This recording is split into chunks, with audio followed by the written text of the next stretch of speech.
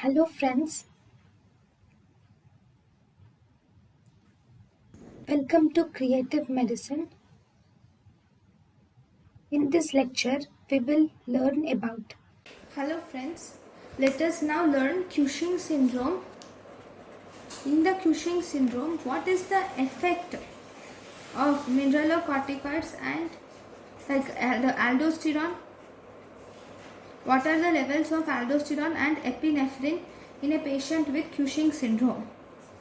So, Cushing syndrome, if you see, in Cushing syndrome there is increased ACTH or there can be decreased ACTH. Whenever there is increased ACTH, this will increase the blood flow to adrenals. Because it increases blood flow to the adrenals, this will induce tyrosine hydroxylase. This will induce tyrosine hydroxylase and dopamine hydroxylase. It will induce tyrosine and dopamine hydroxylase, and thus it has direct effect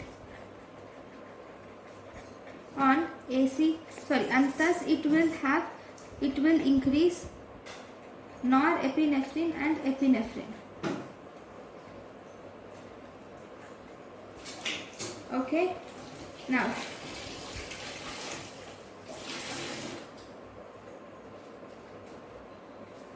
in Cushing syndrome there will also be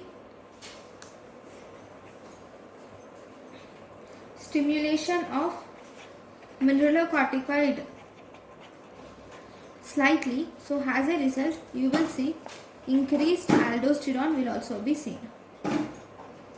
Okay, thank you for watching. Thank you and thank you for watching.